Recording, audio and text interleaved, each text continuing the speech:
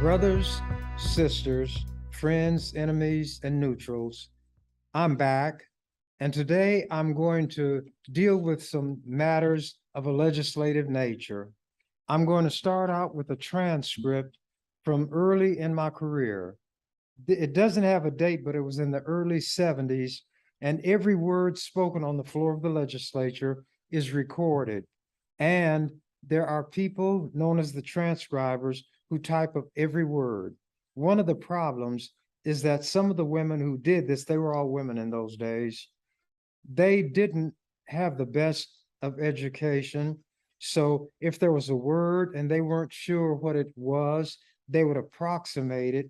And as a result, make the speaker sound like he or she was poorly educated because the word that they used did not fit if it was a word at all.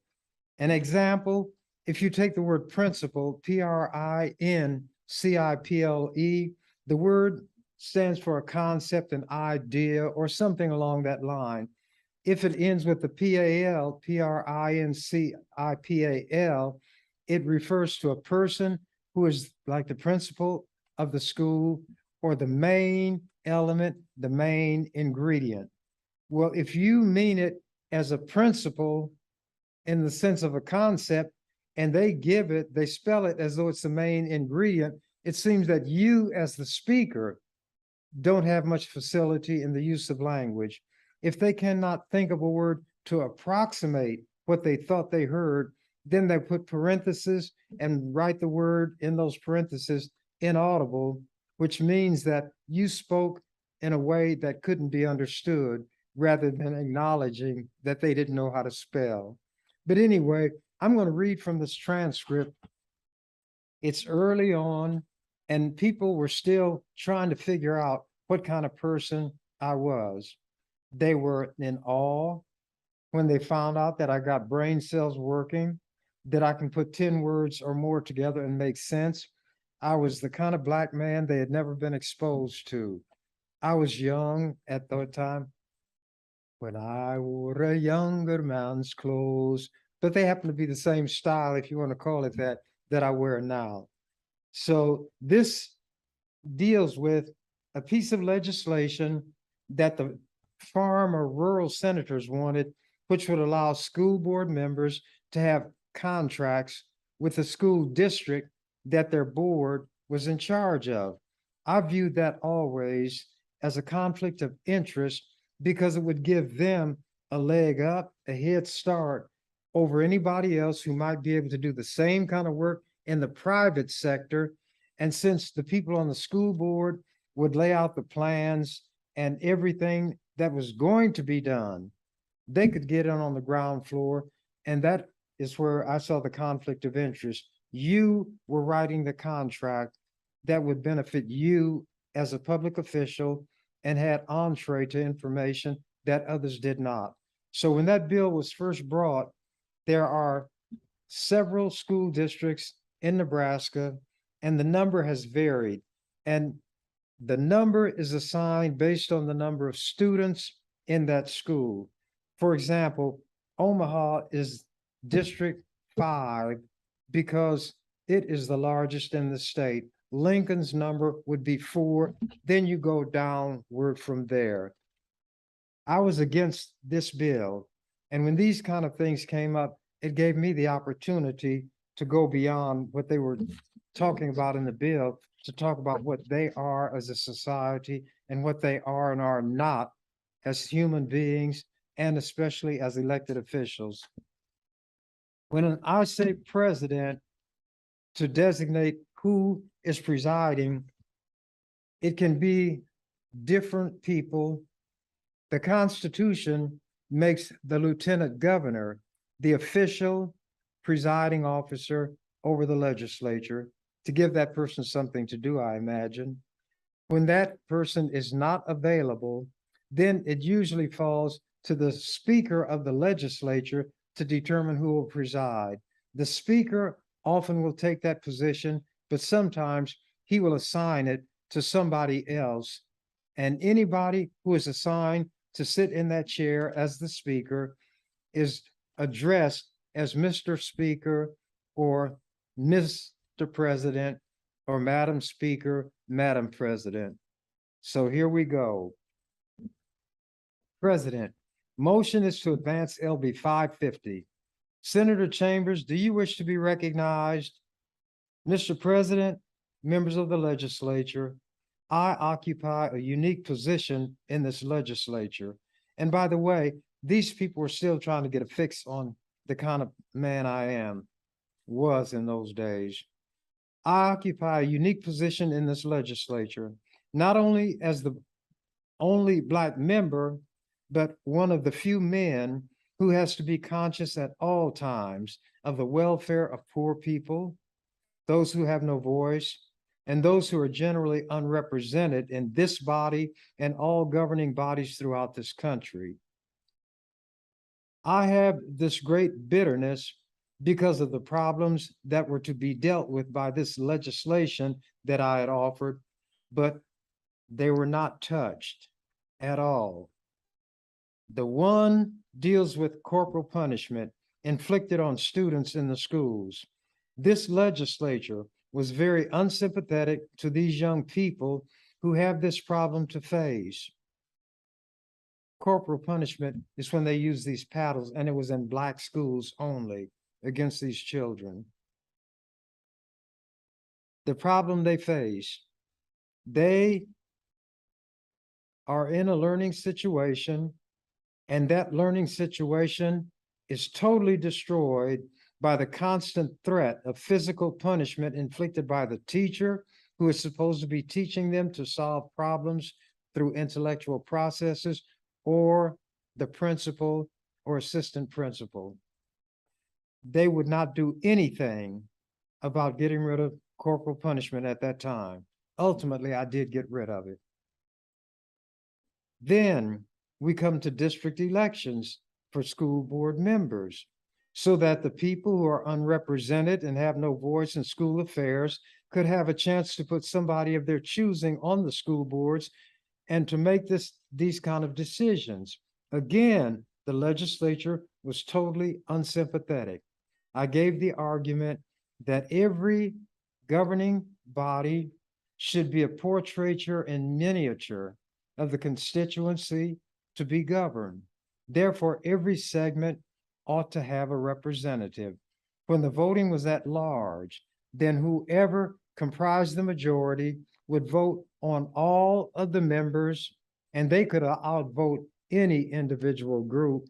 And therefore, the board always represented the powerful, the well-born, and so forth, as people have come to realize.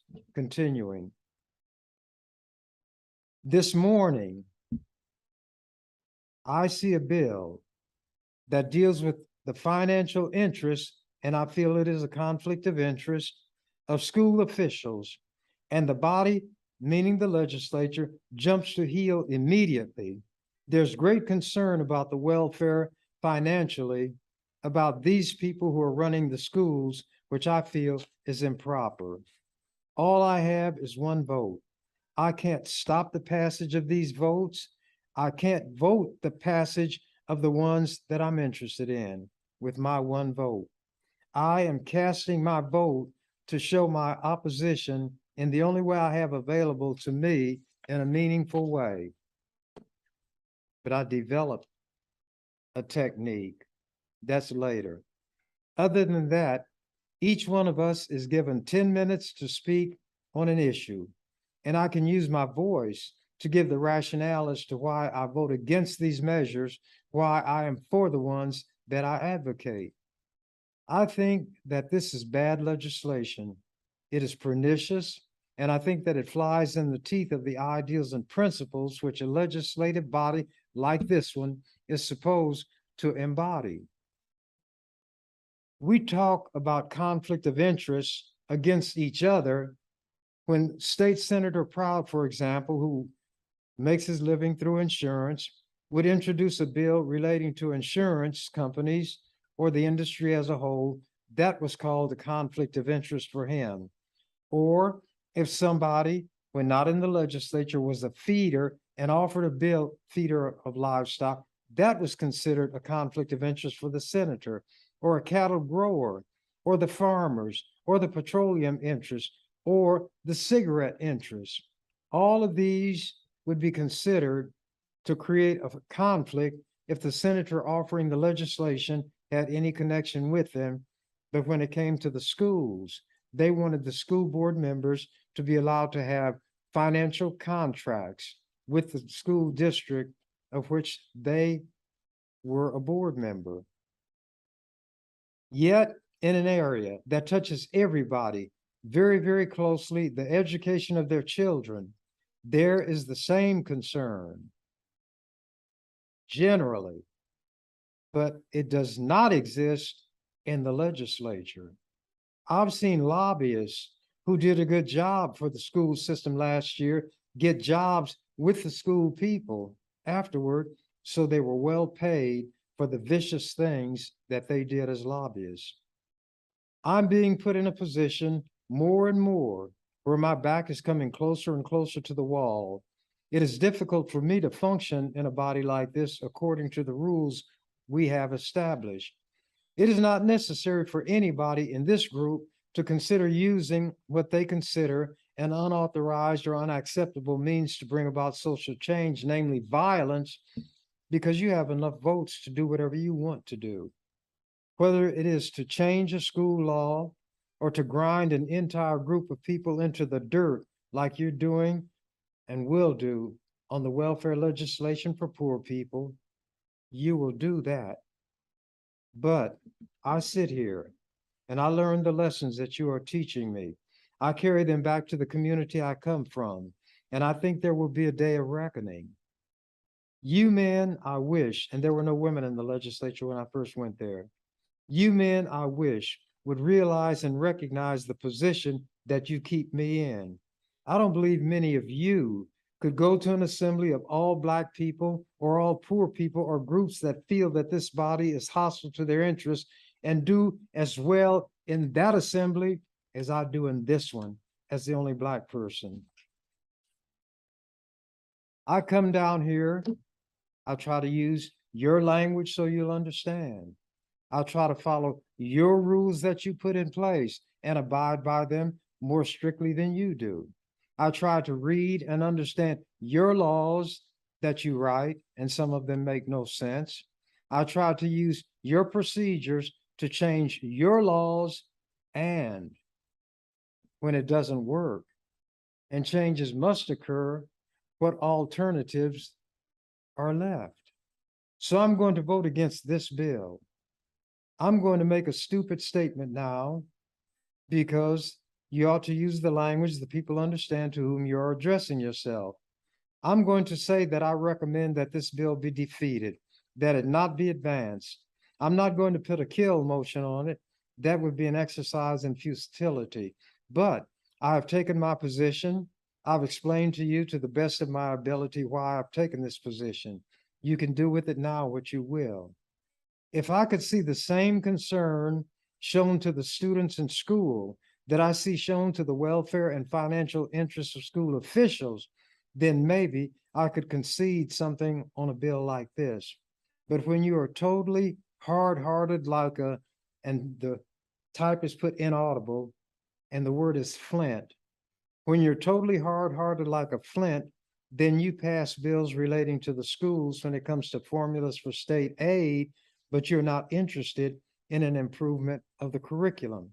You won't visit the classrooms to find out what the students are actually being taught or not being taught. I have to be greatly concerned about the interest this body really has in legitimate education. I hope that you will consider what I've said and vote not to advance this bill. Thank you. President, Senator Whitney. Senator Whitney. Mr. President, I want to speak in favor of advancing this bill. Before I do so, I want to compliment Senator Chambers on the TV last night. He did a marvelous job. And that's all I'll read of what he said. I don't even remember what was being discussed by me on television. Maybe it was this bill. President recognizes Senator Carstens. Senator Carstens speaks. I think that somebody ought to make some answer to what Senator Chambers said, because I do not believe that he understands the purpose and the need for this type of legislation. I have in my district a small village, a small town, where the school board members are the people who are interested in schools and education, and they're engaged in business of one type or another, sometimes in several businesses. They may have a lumber yard, a general store, or they may have some type of automobile business or some kind of gasoline, fuel, or something of that nature. Now, these people cannot serve on the school board because by doing so, they are then completely barred from having any inaudible relationship with the school district. The result is that they do not serve on the school board. The next result is that the services, I'm going to read these words just as they're typed. The next result is that the services in many of these smaller communities is the best people most able to serve and most willing to serve and who can contribute the most to it are barred because in order to do so, they are compelled to suffer financial sacrifices beyond which could be justified. The purpose of this bill was to correct this. There is no hidden meaning in this legislation, and I know the problem that Senator Chambers complains about, and I certainly have supported him in many of his problems, supported me in my problems. They caused my problems. Continuing. I have supported him in many of his problems over the past year at the expense of incurring the wrath of other members of the legislature on legislation that I was interested in. And I've also done it sometimes against what I felt was possibly my best judgment. I do not believe that in his efforts, he has suffered any more disappointments of defeats in this legislature than I have. I have certainly not been successful. I worked 3 or 4 years on trying to reform the juvenile crime problem and juvenile detention problem, and it was tossed down the drain while Senator Chambers was in this legislature. I did not hear him utter one word in support of my effort. That is what you call an FIB, a fib. I spent 3 years of long, and I mean, I spent time on it at my own expense, month after month. I put in considerable effort. This is Senator Carstens, an older farmer, and I had no assistance on this score, although what it was trying to do affected the people Chambers is most interested in. I do not think I get a kind of tired of this business that we're in a sort of a zombie world where people of one color or one race have one standard and people of another color or another race have another standard. I do not look at it like that.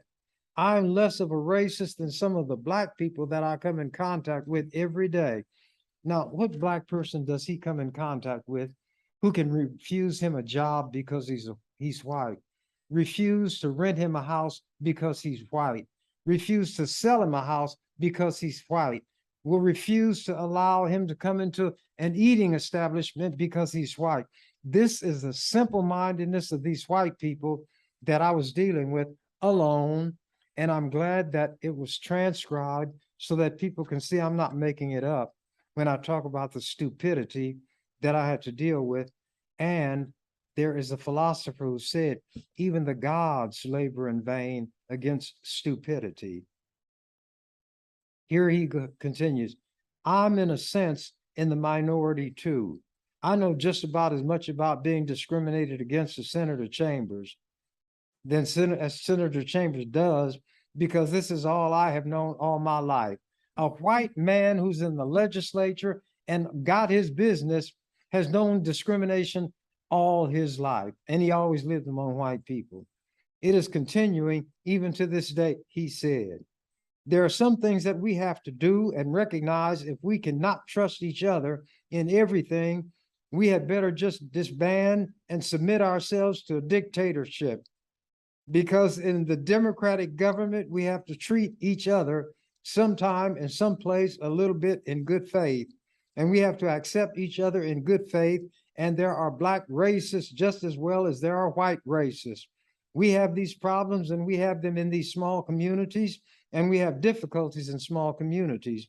This is why they disintegrate, because you cannot get qualified people to take part in the necessary function that keep a community together. Now he's telling the truth on his people. I'm sure that they exist in Omaha in the same manner, and people get so to the point that only the less qualified or the least qualified or the unqualified or the poorest qualified are eligible. This is what we are trying to get away from in this area.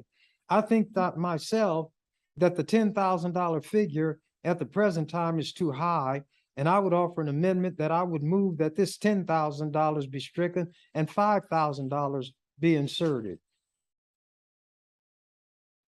President, Senator Carstens has moved that the $10,000 be stricken and that be changed to $5,000. Now that is the motion under discussion. Let me see.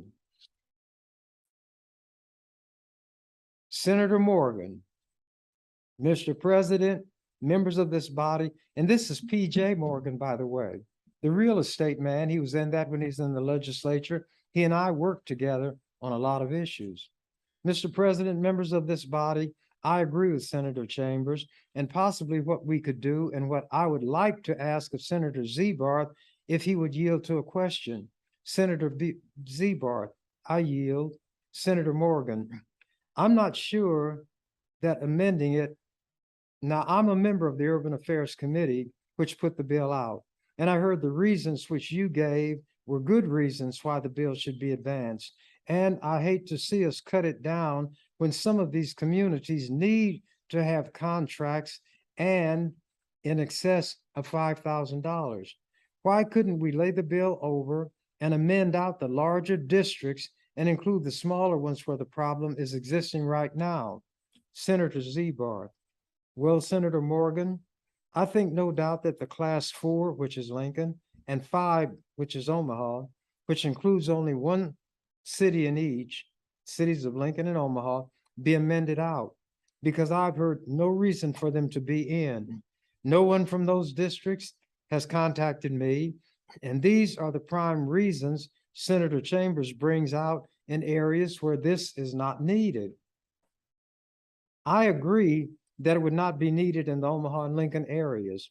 I would be willing to amend the bill for the class 1, 2, and 6 districts, and I would like to keep the $10,000 in Senator Carstens, keep that in Senator Carstens, mainly because of the school buses in some of these districts. If we amend out the class 4 and 5 districts of Omaha and Lincoln, would that be acceptable to you, Senator Carstens? I withdraw my motion if you want to limit the classes. President, go ahead, Senator Zebarth. If it is okay with you now, Senator Zebarth has withdrawn his motion, and that is no longer discussion. Now, what is your pleasure? Senator Zebarth. Vince, that's the clerk. On the original bill, on page 2, line 4, after no school officer, insert of class 1, 3, and 6 districts. That would be the amendment. Vince, of class 4 and 5 districts instead of 1, 3, and 6. So I move for the adoption of this amendment. President, Senator Chambers asked to be recognized. Now, I read word for word what they said and you heard it. Repetition, Mr. President, members of the legislature. Repetition seems to be an essential part of the debate in this body. I'm not repeating myself as much as some of the other gentlemen on the floor have done time after time after time. So in spite of how tired some may get of hearing me say what I have to say, I'm going to say it anytime I see the need. And as far as, oh, I'm sorry, Senator Carstens is gone. I voted on behalf of a bill of his on that juvenile situation, contrary to a lawyer who was trying to unify the entire area of corrections. Excuse me. My vote in behalf of Senator Carstens' bill caused my intentions to be questioned by people I was working with. I say this for a reason. There are a lot of times that people want to sit around here and talk about all that they have done for me. They have not done anything for me. I have not done anything for anybody, not for anybody in this body. When I vote a certain way, it's because I believe in the principle of the bill, or it's a bill which is indifferent as far as I'm concerned. It won't cause any harm to anybody. So by voting for its passage, I'm not going against the interests that I represent. But every time something comes up that relates to the welfare of Black people, poor people, I'll speak and I'll be heard by anybody who is in the chamber. Even if the president would tell somebody to cut off my microphone, I would find another way to be heard. And the way I've seen men stand up on this floor and talk about irrelevancies, nonsensical things, nonsensical from where I sit, I don't see how anybody can criticize anything that I say. At least my sentences are complete. At least my thoughts are coherent. I try to use the logic that I think would be grasped by this body to make them understand what I'm trying to say. And this is what communication consists of. I'm here to challenge, excuse me, and I'm here to question, excuse me. I was sent here, not through sufferance of this body, but I was elected by people who didn't care what this body thought about my being here. The former governor was opposed to my election. His lieutenant governor served as the chairman of the contribution committee for my opponent. The World Herald endorsed my opponent and editorialized against me. The Black preachers officially spoke against me. Senators from this body donated money to the campaign of my opponent. And there are men who are sitting in this body right now who gave an ovation to a Black man who stood on this floor and said that God put the white man in command and there's nothing that can be done about it. I don't forget these things. Some of these men, most of them, are in this body right now. And you ask me to forget it? I'm sure Sam Claver, he was there then, couldn't forget it as a Jewish person. If somebody stood up here and praised Adolf Eichmann or said that God intended all the Jews to be wiped out in a furnace and let his will be done, Jewish Senator Claver would not have sat still for that. There is everybody in this body who has some interest they are not going to allow to be trampled if he is a man. But if he is going to be intimidated and cowered down,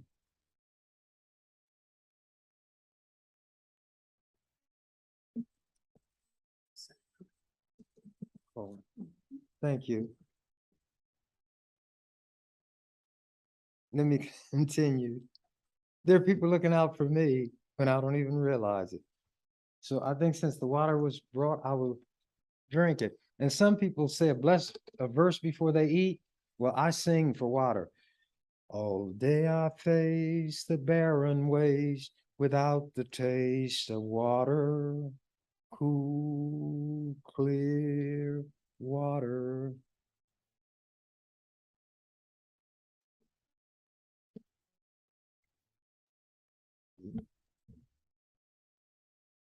Keep him moving, Dan. Don't you listen to him, Dan. He's a devil, not a man. And he spreads the burning sand with water. Now I'm gonna spare you all that. Get back to reading this transcript. And every time I read this stuff, I get infuriated all over again. White people like to portray themselves as the master race. They don't even speak their own language well. They don't speak as though they have any education, yet they enact laws about education. They pass laws that establish curriculum, the things that should be done by people who themselves are educated, but white people are not required to meet the standards they set and say we ought to meet. In other words, they want us to be wiser than our teachers, and in most cases we are. They get by simply being white, and no matter what we learn, no matter what we've achieved, there's going to be that barrier there. Continuing. Everybody in this body has some interest they are not going to allow to be trampled if that somebody is a man. But if he is going to be intimidated and cowed down by somebody wrinkling his brow or raising his voice or saying, I'll vote against a bill of yours, then he shouldn't be in this body. But we know that legislative assemblies are not made up of moral men who feel responsibilities to the people they represent or who feel accountable to the community from which they came. The lobbyists control this legislature, and like the Bible said, where the carcass is, there will the buzzards be gathered together. We may be the carcass. Now, if a man thinks I'm calling him a buzzard, and I haven't called his name and said he is a buzzard, a guilty conscience needs no accuser. But on this bill, back to the specific issue, if the amendment is going to be put on select file, which would exclude Omaha and Lincoln from its operations, then although in principle, I don't agree with the idea of having school members having contracts with the school boards that they're members of, or any other official to have contracts with the board of which he or she is a member, I would not then oppose passage of this bill. I want you all to take note of that.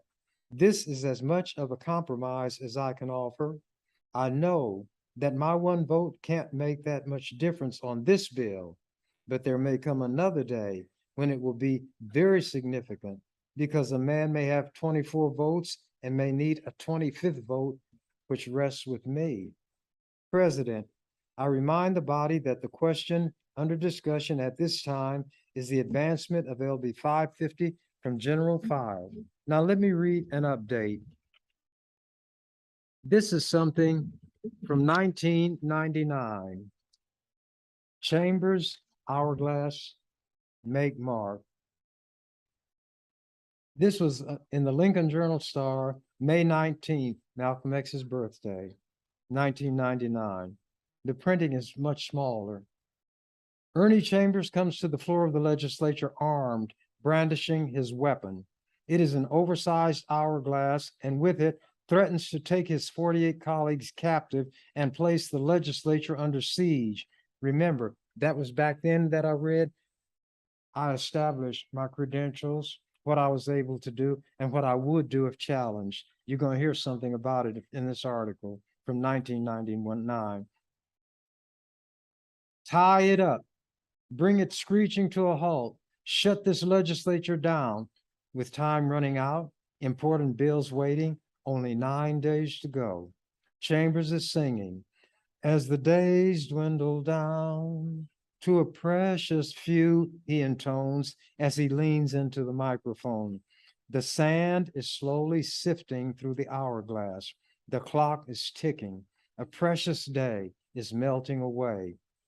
Chambers has seized Omaha's convention center bill by the throat. He has prepared dozens of amendments, which he presents one by one, explaining each in detail, bringing other senators into the debate by asking them questions, luring others in by what he has to say. The F word has arrived on the floor of the legislature, says John Bruning, 30-year-old Sarpy County senator who later became attorney general. It is not a polite word you utter in a room full of senators, but heck, this is a family newspaper, so we can say it, filibuster.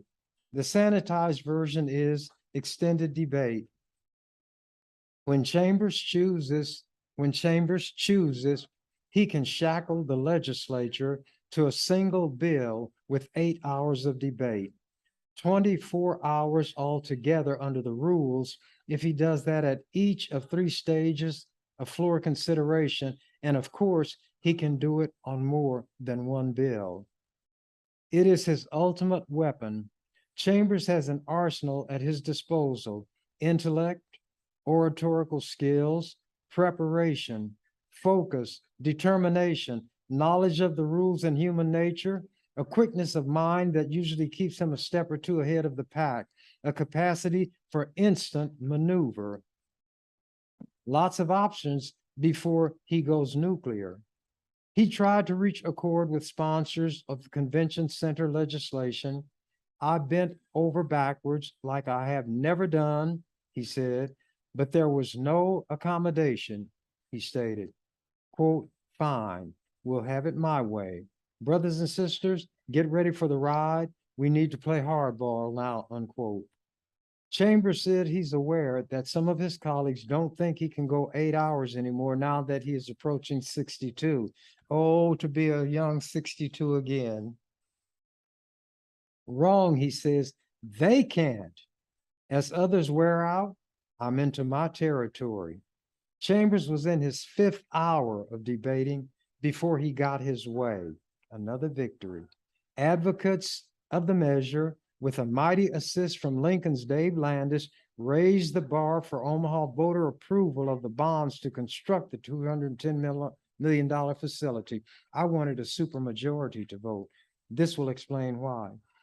A supermajority of more than 51% of the voters would be required. The issue would have to be submitted to the larger pool of voters in a state primary or general election rather than to the smaller turnout in a special election or even a regularly scheduled city election. I learned all about all branches, all levels of government in this state, city, county, and state. When I'm dealing with something, I learn the rules. If they're hostile, I learn their rules and beat them at their own game using their rules. Continuing. Those are very significant changes. Omaha's $254 million school bond issue was approved earlier this month by 51.5% of the votes and a light 25% turnout. A $210 million bond issue on top of that may be a hard sell in a much larger voter pool next May. Chambers argues that the city's funding commitment to the convention center project would hurt his constituents in perpetuity by denying city funding to projects that would benefit citizens and neighborhoods that have been left behind, Black people and poor white people. In his 29th year of the legislature, Chambers is a unique force. True to himself, he is who he was when he first arrived in 1971, warrior made of iron. The young African-American firebrand whose arrival sent chills down many a legislative spine has outlasted all of them and is now dean of the legislature. If he had served in the California legislature or done his thing in New York City or Chicago, he would be a national figure today. Now let's go up a little farther. This is April 2006, and it is in a Washington, D.C. news outlet called Roll Call Politics. Headline, Dateline, Washington, D.C. Headline, one Nebraskan's gadfly is another man's hero. Term limits forcing out Nebraska's most controversial senator. And I'm bringing it close because the printing is very small. For those of a certain age, it's hard to believe it's been so long. But today is the 30th anniversary of the assassination of the Reverend Martin Luther King Jr. Along with all the tributes that have flowed King's way through the years, there's always speculation about what the United States and the world would have been like if he had lived. Occasionally, people wonder what he would have thought of the state of modern politics. Less often, there's speculation about whether King, like his protege Jesse Jackson, Andrew Young, and John Lewis, would have decided at some point to get in electoral politics. They wondered. It's easy to imagine that he would have gone far given his smarts and oratorical gifts. 8 years after King's death, his father, the Reverend Martin Luther King Sr., aka Daddy King, gave a stirring speech on Jimmy Carter's behalf as he delivered the closing prayer at the 1976 Democratic National Convention. These Negro preachers knew how to politic in the guise of a prayer. Just 2 years after King died, Ernie Chambers was elected to the Nebraska Senate representing a poor, largely minority section of Omaha. The first and only, that's incorrect. There had been 2 before me. 3, actually. The first and only Black member of, I was the only Black one at that time. The first and only Black member of the state's unique unicameral and nonpartisan legislature. One of the first things he did in office was to try to win some kind of official state recognition and honor for King. But Chambers' career also is about to be cut short, not by an assassin's bullet, but by term limits referendum that passed in 2001. Although 20 of the legislature's 49 senators will be forced out of office at the end of 2008, make no mistake, the push to institute term limits was largely focused on Chambers. They would change their entire constitution, the entire mode of government to get rid of one Black man because he was too powerful under their rules. He recalled in an interview Monday that the people carrying the petition to get the measure on the ballot used his name as their main argument to win support. Quote, some people from outside the state paid circulators of petitions. There's a national outfit called Term Limits USA. Circulate, and they gave them a little card saying that the only way they can get Chambers out of office is by changing the Constitution so that he can not run anymore. Chambers said next, then the same argument was used to persuade people to vote for the provision, and that's why it carried. Without a doubt, Chambers' tactics and rhetoric sometimes rub people the wrong way. Listen to him discuss race relations and the way they affect American politics as an instance. Quote, our situation is different from white people because white representatives, whether on the state level or the national level, are more or less interchangeable. The interests of white people throughout the state or country overlap or intersect.